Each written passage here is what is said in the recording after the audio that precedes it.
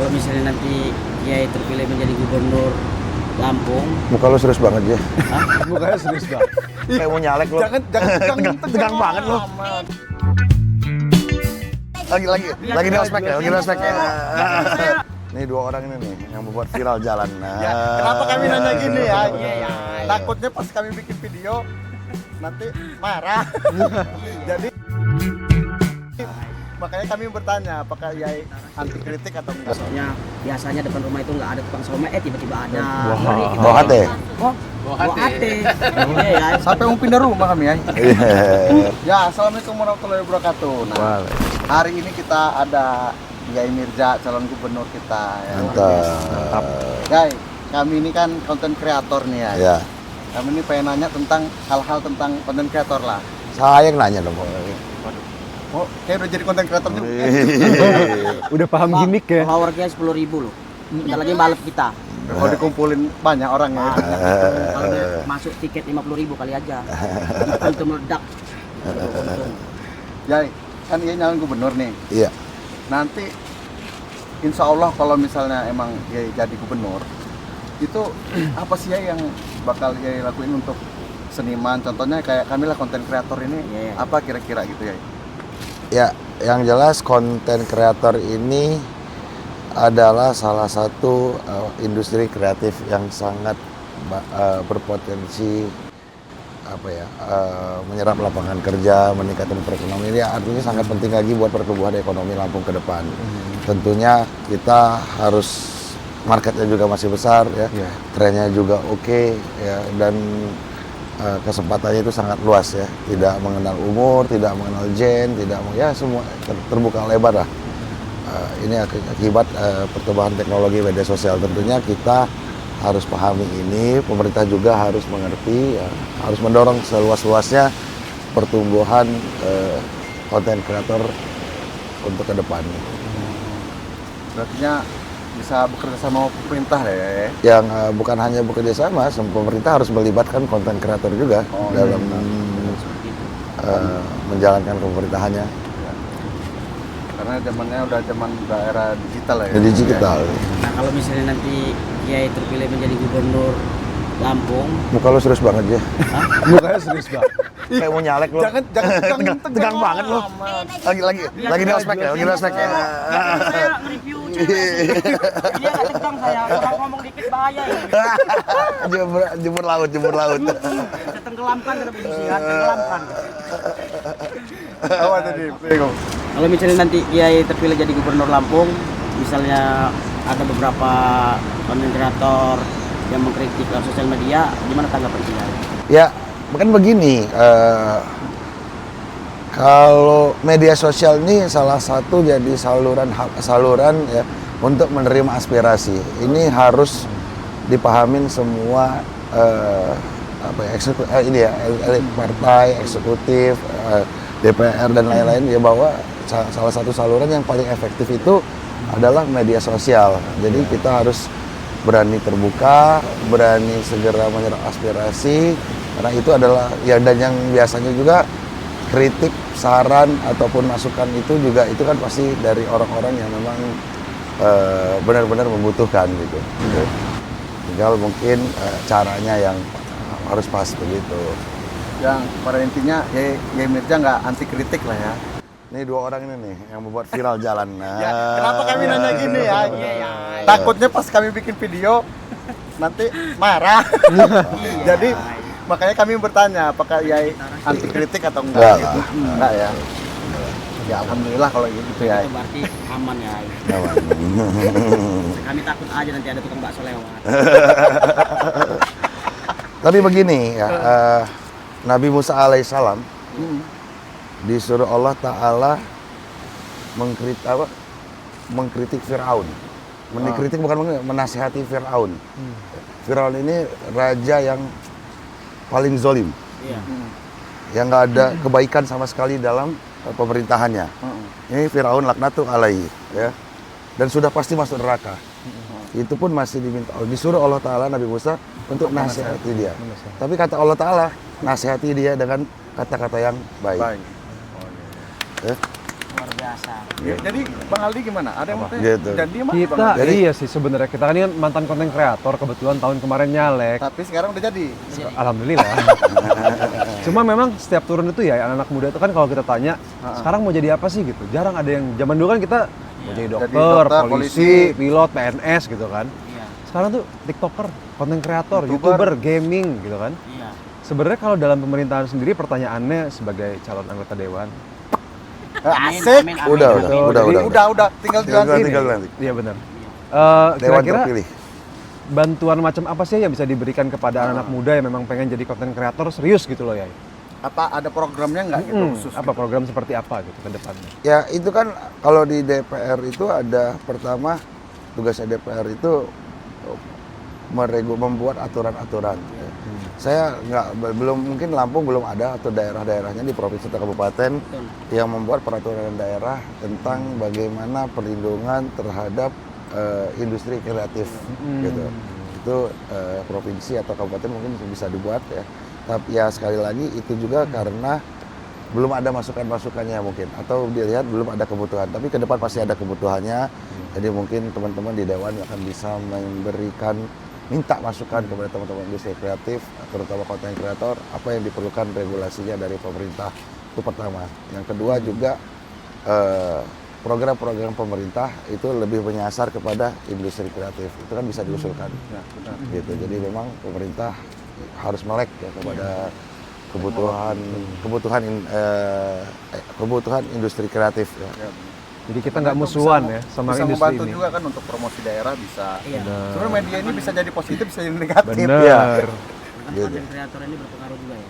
Ya. Iya, karena bisa mengeksplor apa yang bagus dan jelek tentang adanya Karena kurangnya kerjasama yang baik. Ya, betul. Selama ini teman-teman konten kreator berjalan sendiri tanpa ada dukungan pemerintah. Mungkin Nah, ya, itu benar ya. saya nggak Nggak, kalau Melihat dia dengan bilang dalam. nggak yakin, kalau saya bilang benar.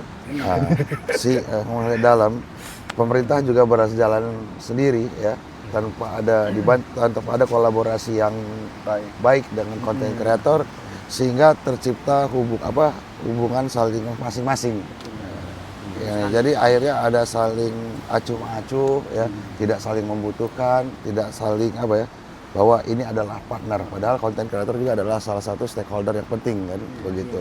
Malah saling serang Tapi sekarang kan ya. itu sebenarnya tujuannya sama pemerintah sama konten kreator buat Lampung kan, buat memang. Iya. Kan begini, kalian waktu itu memviralkan jalan yang berlubang.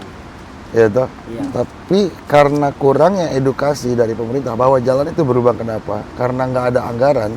Mungkin bahasanya ketika kalau komunikasi itu baik, itu bisa dibilang bukan yang diviralkan bukan karena pemerintahan yang nggak baik gitu. Tapi teriak-teriak kami kurang anggaran. Kurang anggaran, ya benar. Sehingga korbannya adalah rakyat Lampung. Jalan Lampung. Itu kan membantu pemerintah sebenarnya. Angelnya kan, Iya, iya. jalannya lubang, tapi karena tidak teredukasi dengan baik bahwa jalan berlubang memang karena nggak ada anggaran, ya. Dan pemerintah mau ngajak melibatkan konten kreator untuk memberitahu ya pada masyarakat. kepada masyarakat, kepada pemerintah pusat bahwa Lampung ini benar-benar butuh perhatian khusus. Jalan yang sudah begini, efeknya seperti ini. Gitu. Makanya kita orang juga kan belum tahu di dalam itu seperti apa gitu. Mas. Kayaknya tegang banget lu, Jeh. Iya, tegang sini ya. Jadi bahas terus ya, nanti dia Makin kepikiran dia. izin ke WC deh. Nah, berair. Kalau kata orang udah rezeki tak berpuasa. Oh, halo Bang. Mas Toto. Herman Toto. Anak jenderal. Anak jenderal. Ini Mas. Oh, di situ. TikTokers ini. Ini Kita kasih kesempatan buat Mas Toto bertanya keluhannya selama ini apa? sama Yai kita. Sebagai TikToker, Sebagai gimana TikToker. kendalanya, Pak Toto? Ya ini sih ya, kalau kita lihat kan bahwa pengguna TikTok ini kan selalu meningkat ya. Meningkat terus. 19% lah per tahun di Indonesia. Wow. Saat ini kan pengguna TikTok itu hampir 126 juta ya di Indonesia ya.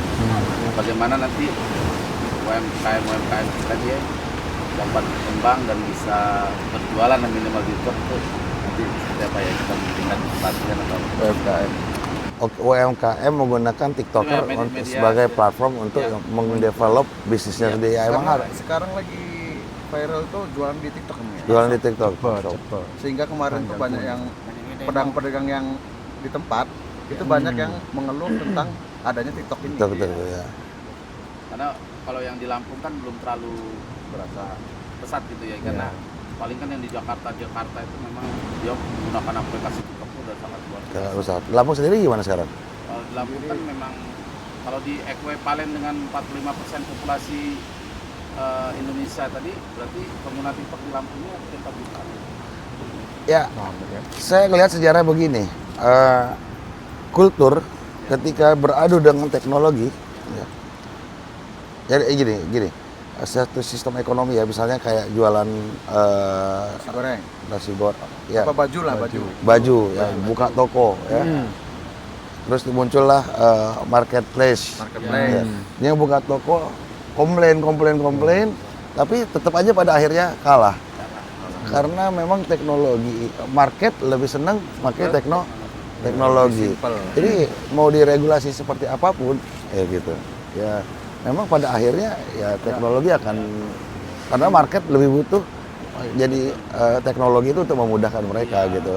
Oh, pada akhirnya kan orang ngelihat yang paling murah itu yang harus dibeli gitu. Iya, betul.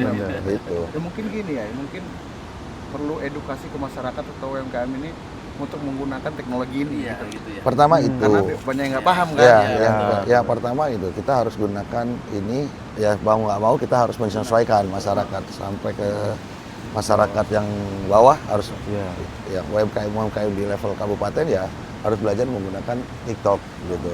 Selain itu juga ya TikTok itu buat jualan tapi juga bisa buat inovasi, Pak. Iya, manfaat dari Iya. itu banyak sih ya. Ya, jadi manfaatkan teknologi ini untuk melakukan inovasi, peningkatan kualitas, menurunkan harga produksinya mereka, itu bisa itu gitu. Karena biayanya murah ya. Biaya murah, Kalau dia mau buka toko, karyawan dan lain sebagainya kan. ya biaya murah. Pada akhirnya kalau kita mempertahankan jualan konvensional pasti akan kalah gitu. Ya salah satunya ya kita beradaptasi gitu, manfaatkan teknologi untuk meningkatkan nilai tambah usaha kita. Sudah terjawab Pak Toto. Ya sudah.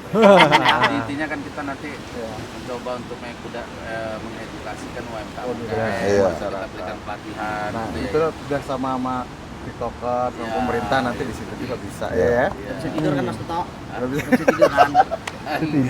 Jie belum. Kali Tidur saya. Saya upload belum, Pak. tadi langsung ditelepon. Suruh di take down. Kok jadi gendong? Tapi ini dapat lagi kan. Pengalamannya itu explore Ngalek. tempat wisata kan. Oh iya Tahun dulu. kedua. Iya. Itu gimana efektivitas vlog wisata itu Vlog. untuk kemajuan daerah itu sendiri? Oh, untuk kemajuan daerah sendiri sebetulnya kemarin beberapa minggu lalu kita sempat ke Teluk Hantu, masih termasuk dapil kita juga kemarin. Terus dinaikin di Instagram dan lumayan naik sih. Terus kemarin beberapa portal berita Lampung juga sempat naikin. Kayaknya udah mulai banyak yang tertarik. Tapi memang kan masalahnya akses jalan kalau sekarang. Iya. Itu. Dan memang lewat sosial media dampaknya ada banget, jujur. Sama. Tapi ya kalau ada pertanyaan nih, mungkin kan orang-orang juga banyak yang nggak tahu ya sama kerja anggota dewan atau kerja pemerintahan gitu ya. Ini kan kalau kita kemarin turun selama sosialisasi, banyak orang itu yang mengeluhkan sinyal. Nah ini kan kadang-kadang orang-orang ini karena mungkin banyak yang money politik, mikirnya kan bantuan-bantuan itu semua anggota dewan ataupun kepala daerah bisa langsung kasih gitu ya, apa yang mereka minta gitu kan. Sebenarnya gimana sih ya progres masyarakat dari minta apa ya, yang sesuatu yang menjadi kebutuhan sampai itu terkabul itu gimana ya kalau di pemerintahan? Ya ada apa ya, pemerintahan kan terbagi dua ya. Tiga, pemerintah pusat, provinsi, kabupaten, masing-masing punya yuridiksi, punya batasan masing-masing, kewenangan masing-masing ya. Gitu. Ketika ada permintaan masyarakat itu melalui jalur aspirasi, kita harus lihat dulu ya itu di wilayah kabupaten, provinsi atau nasional, dan kemudian bisa dibantu usulkan melalui instansi-instansi yang terkait. Gitu.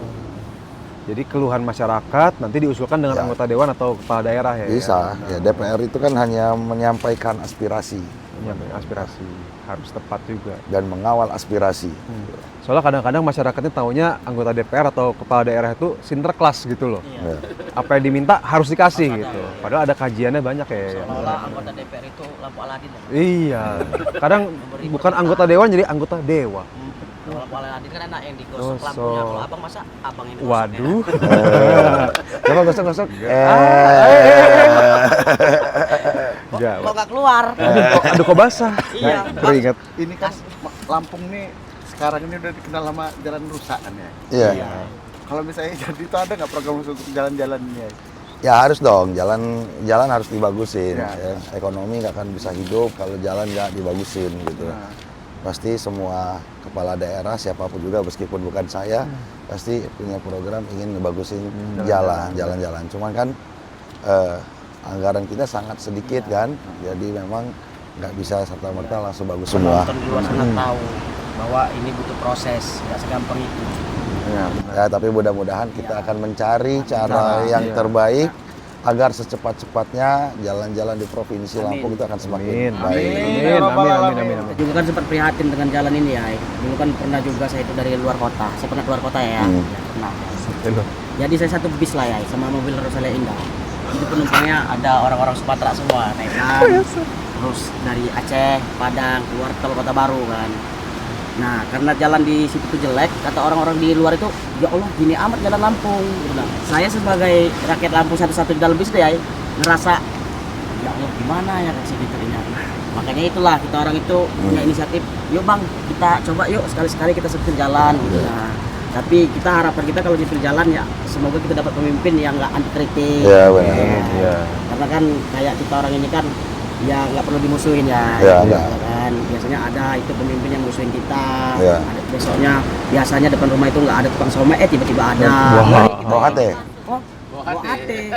Ya. Sampai mau pindah rumah kami ya. Iya.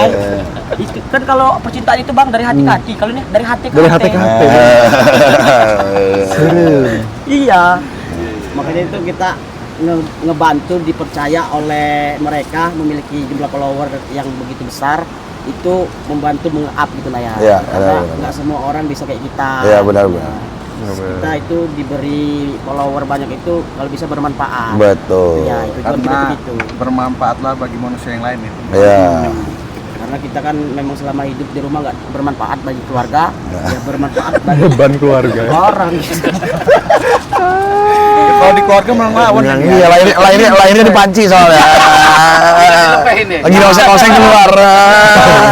Kiai Rahmat Mirzadi Jausal ini kalau kepilih apa kerjanya nggak asal, ya kan, dan juga nggak mudah kesal, ya kan, dan juga kalau kerja menggunakan akal, nggak pernah pakai pakaian yang mahal, kesini aja pakai sendal. Ya juga bener. Ya kan? Bener. Bener. berarti Sendal, menandakan kaos. Kiai Mirza itu sederhana. Sederhana.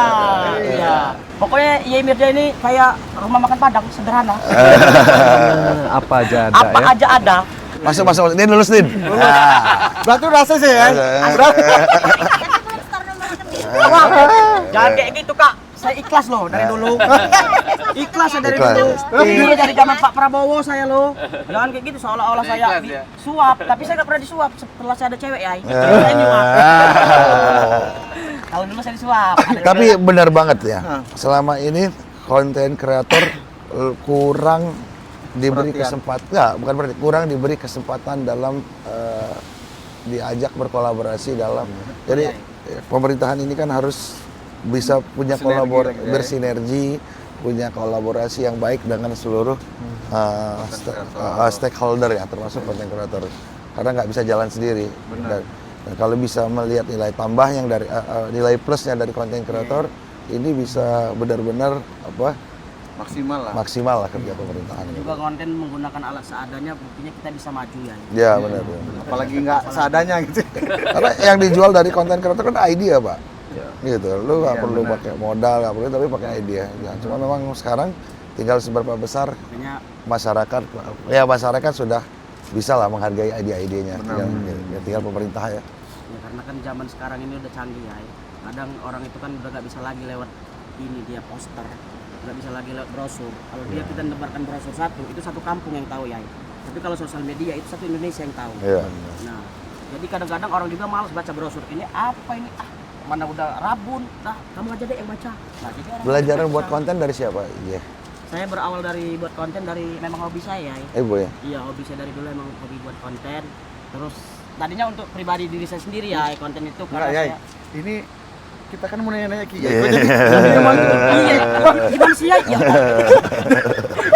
Bang, ini acara kita di ini loh, Bang. Hasil ali loh sama Kiai.